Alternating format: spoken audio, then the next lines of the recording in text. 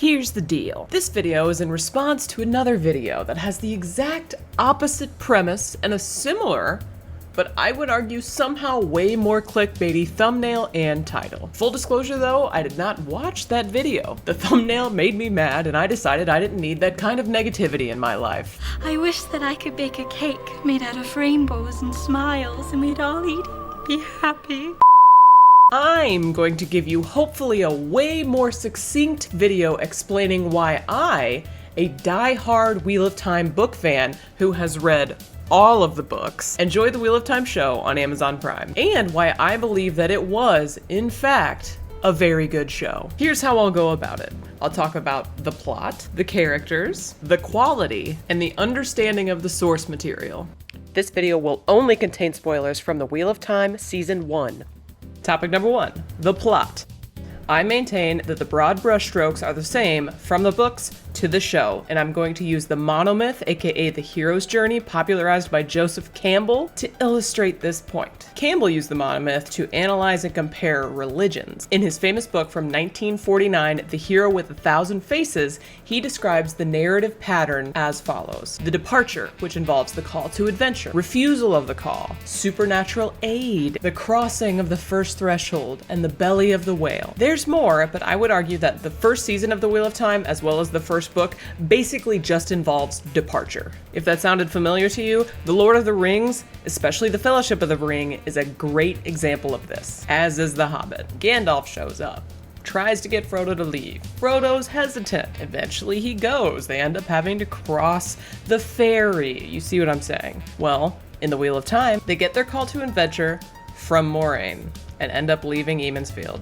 Rand especially continues to push back. Moraine played the role of the supernatural aid, informing Egwene of her potential and teaching her what she could do with it. They cross the Terran Ferry while pursued by Shadowspawn. They're forced into Shadar Logoth, where Mat finds and takes the dagger that will plague him for a long, long time. Nynaeve returns. After everyone's been separated, Rand and Mat encounter some dark friends, and Perrin and Egwene encounter some tinkers. And did I mention that in this episode, Tom's absence has been rectified? Meanwhile, they've all been having some crazy dreams, and Perrin starts his lifelong relationship with the wolves. Perrin and Egwene have a violent interaction with the White Cloaks. We finally get some golden eyes. They all reunite in a big city. They find Loial and take the ways to Fal Dara, with one notable exception in Mat, but that's not the fault of the writers. That was extenuating circumstances, and I won't hold that against them. Rand has a confrontation with Ashamiel, believing he's the Dark One, at the Eye of the World, and ultimately defeats him. Kind of. If you've read The Eye of the World, then you know that all of those things happened in the book. The broad brushstrokes were absolutely there. They changed a few things, absolutely. But they were always going to change a few things. You can't take a line-by-line adaptation of a book, put it into a show, and have it be successful. That's just impossible. I just can't do it, Captain. I don't have the power! Not to mention, I believe the relevant changes are explainable and salvageable. I know the biggest turnoff for a lot of people was the fridging of Perrin's wife, who didn't even exist in the books. Fridging is a term for when a loved one is hurt, maimed, or killed in order to further the plot of one of the characters or motivate that character. It's named for a storyline in Green Lantern: A New Dawn, where a villain leaves the corpse of the main character's girlfriend in a fridge for him to find. I wish this hadn't happened in the show. It gave the haters a pretty solid talking point. She literally didn't even exist in the books, and then they created her just to murder her. But without getting too much into spoilers, I will say that it gave non-book readers, without the benefit of the internal dialogue we get in the books because Perrin is very introspective, a reason to buy Perrin's dilemma throughout the series regarding violence, and his overprotectiveness of a certain character that we'll meet later in the series. It was simply the shortest distance from point A to point B, and at least Layla was not the only woman in the series, far from it, and before she went out, she showed us how much of a stud she really was. She was no damsel in distress. Pour one out for Layla. Mat not going through the Waygate was a change that the writers clearly did not intend to happen, but it did happen. thankfully, it sets him up for his book 3 plot, where he needs to be in Tar Valon so we can get that incredible quarterstaff scene that we've all been waiting for. Perrin seems to take some of Mat's plot points at the end of the season, setting him up to chase the Horn in season 2 and hopefully find Elias, which seems likely because it looks like he's been cast, and some of the images that we've seen previewed, particularly the Myrddraal nailed to the door, look like they might have Elias in them. Giving us Logain gave us one of the most wow moments in season 1. Nynaeve going absolutely Super Saiyan with her talent, which is healing. I would argue this is probably the second coolest thing that happened in season 1, and without Logain, it wouldn't have happened. Giving us more Aes Sedai early on, in my opinion, was a great hook. This show was a breath of fresh air for female fantasy fans. Bringing White Tower politics into it, and the unique relationship that Aes Sedai have with their warders, sets us up for the White Tower drama that is to come. Plus, Moiraine made for some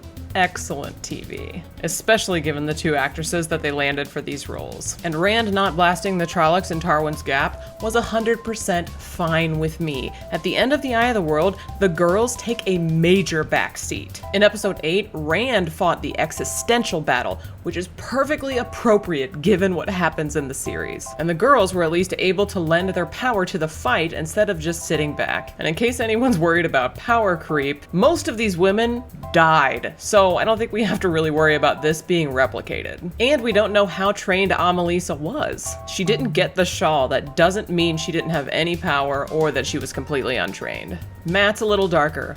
So what? That makes him more interesting sooner. Plus, we saw him with his sisters. He still has a great heart. That's the Mat I know and love. Also, anyone that tells you Abel Cawthon is anywhere near the top of their list of favorite characters, they're lying. He's basically just Tam al'Thor light. He's always at Tam's side, and there's nothing particularly interesting about him, so making him darker in order to make Mat a more complicated character makes a ton of sense for the TV show. Now, we might even get a redemption arc from him. And as for the Who is the Dragon Reborn mystery, it can be more than just the 3 boys.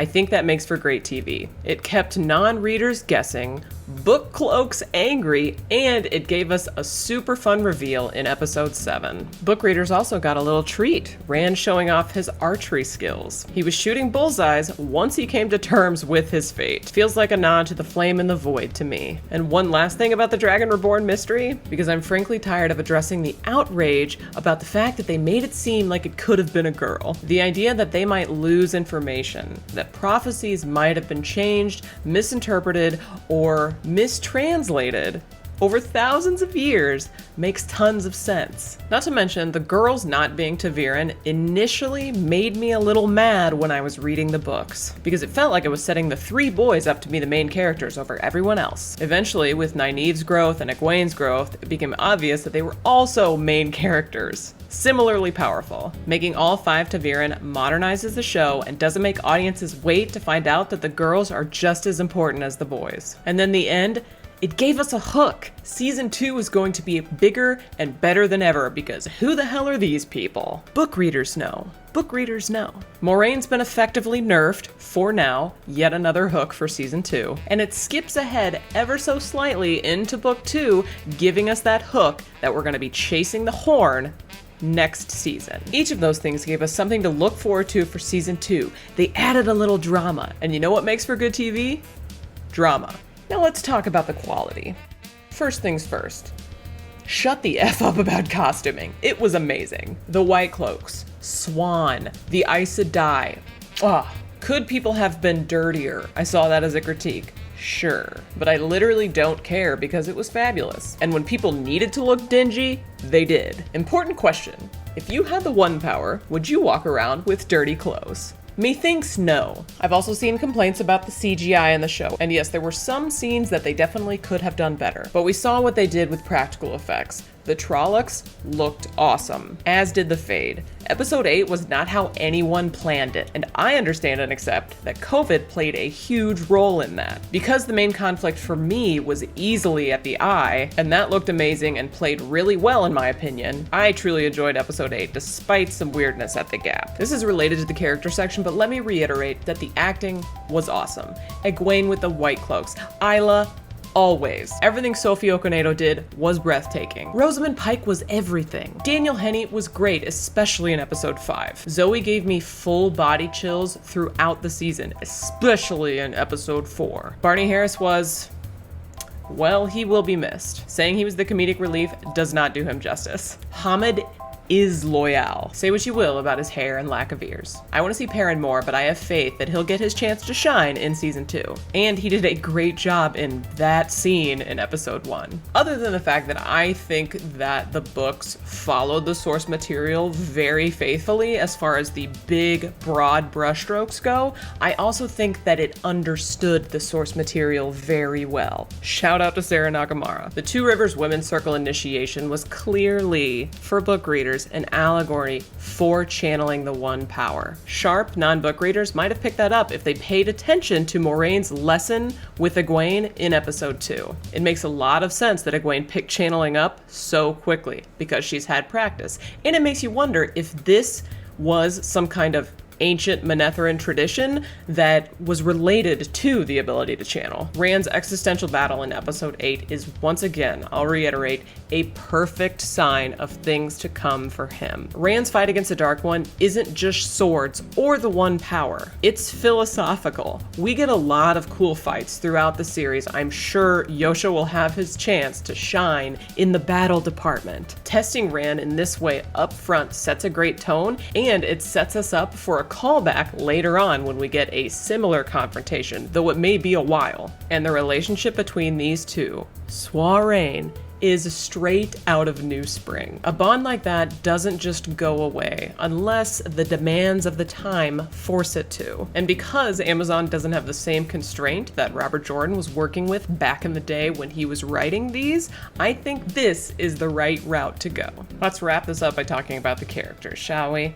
Let's start with my favorite character, Egwene. She is smart, driven to learn, a fast learner, capable, and just super great. They aged her up, but that's fine because we don't want this looking like a YA CW show. Plus, I kind of love that she's the embodiment of, as a woman, it not being a bad thing if you want to follow your dreams. At first, it seems like her dream is to become a wisdom because she loves learning, but then once the world is expanded in front of her eyes, she realizes that there's so much more out there and she could do so much more, and she wants to do it. Rand, on the other hand, was always a homebody. He is sweet, pure of heart, but also that Two Rivers stubborn that you get in all of them sometimes, especially Nynaeve. He's always conflicted, he's got a fair amount of angst, and he's just good with the ladies, what can we say? He's shown signs of being strong and capable and withstanding some pretty intense tests. Perrin so far is pretty much broody, but that's okay, he's got time. Everything that Marcus Rutherford was given to do, I think he did really well, so I can't wait to see him in season 2,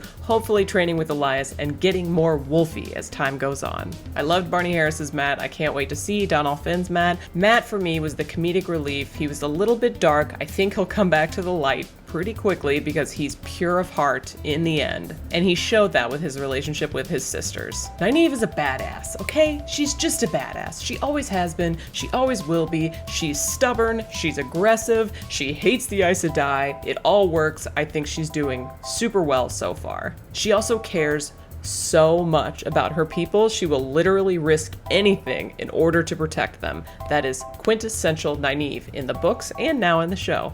Rosamund Pike's Moraine? Yes. I was so confused when she got cast because I had only ever seen her blonde and I just couldn't picture it. Then when I saw her and I saw what she did with Weep for Manetheren and tons of other scenes, I realized this is Moraine now. By golly, now when I read the books, that's who I'm going to picture as Moraine without fail. She was capable, incredibly driven, relatively closed off, but because we got her as a POV character, we got to see more of her personality like we did in New Spring, and it was delicious. I loved it. She is an amazing lead for this show, and I'm so happy they kind of slightly shifted focus to give us more Aes Sedai early on, because I think she is the perfect focal point. And Daniel Henney as Lan is an absolute delight. He's got this feistiness to him that I can't get enough of, honestly. He's clearly physically very capable, and he's got that wisdom to him that I can't wait to see come out even more, hopefully, if he gets a chance to mentor some of the younger ones. We did get to see him being a great friend to Stepan in episode 5 and 4 especially, and so we're getting some of that. Not to mention, whenever he needs to be emotional, like in episode 5, he absolutely crushes it. And also shout out to Alana and Leandrin. I think Alana is very lovable at this point and fun to watch, and I can't wait to see what they have her do going forward. And Leandrin in the same way, except she's not lovable, she's detestable, but it's delicious. She is so absurdly unlikable that Kate Fleetwood literally disappears into this character, and I can't get enough of Leandrin, even though I hate her, but I love to hate her. And I've already said this before, but Swan is just glorious. She is majesty. She could not be better cast either. I absolutely adore her. She's also feisty behind closed doors, but man, can she put that Amerlin seat mask on. Holy. I know this turned into a why book readers should have liked the show, but I hope it was also just instructive and informative and helpful for anyone who might have been wondering, how does this compare to the books? I found it to be highly entertaining. I love book 1 of The Wheel of Time, and I similarly loved season 1 of The Wheel of Time. I wish they hadn't been faced with COVID restraints. Episodes 7 and 8 were filmed after Barney Harris left, one of their main characters, and they were facing COVID constraints during the filming of those episodes. So when you think about having big Trolloc armies, for example, they conceivably couldn't have that many people on set, so they relied more on CGI. But there's a manpower issue with that, and a timing issue. I can't change the laws of physics. These things just kind of cascaded, and so in the grand scheme of things, I think, given all of the constraints they were faced with, they came out on the other side with an awesome season of television. Infinitely rewatchable. I can't even count how many times I've watched it because it's silly, it's a large amount, and I can't wait until season 2. As a book reader, I'm extremely pleased. They clearly care about the source material, and I think they're doing a really good job of nailing the main points while condensing, which is going to be necessary in order to get these 14 books plus a prequel into a reasonably sized series as a whole. This doesn't necessarily relate to any of the things I've talked about, other than the fact that the show is clearly being very faithful to the source material, but I have to give a shout out to the cold open of episode 7 because, oh my gosh, it was a highlight of the entire season. My favorite scene, episode 7, was my favorite episode, and this scene was shot so well that I still can't get over it. It gave us our first look at the Maidens of the Spear, and the Aiel, or at least a live Aiel, and oh baby, can I not wait until we see more of them in future seasons. So what I'm saying is, what The Wheel of Time could have done right, it did right. It was faced with some major constraints, but it still gave us a story that was exciting almost throughout, I'd say. Compelling, it was beautiful. I didn't even mention the soundtrack, but OMG, it was incredible. Acting was great. The pacing was great, in my opinion. I never got bored. I love the characters and recognize them from what I read on the page. And I hope that anyone who hasn't yet watched the show watches it, either because they want something to watch after Rings of Power ended, or whatever other reason brings them into it. I want them to watch it. Everybody should try to watch The Wheel of Time if there's any way you might enjoy a fantasy series, especially if you haven't found a fantasy series that you liked because you didn't find anyone that you could relate to in it, because The Wheel of Time has relatable characters, some of the best characters I've ever read in spades. I hope this helped. I like being positive. I like to like things. I don't like to hate things, and I don't think it's productive. So I hope in the sea of negative videos that you run into on YouTube, you find this one and find it to be refreshingly positive. Agni says thanks for watching, and thank you to my patrons for your support. You are incredible. I love you. All of you are in the description of this video, and if you want to join that group of esteemed individuals, hop into my Patreon and become a patron. There is a link in the description of this video. Thanks again for listening. Until next time. Bye!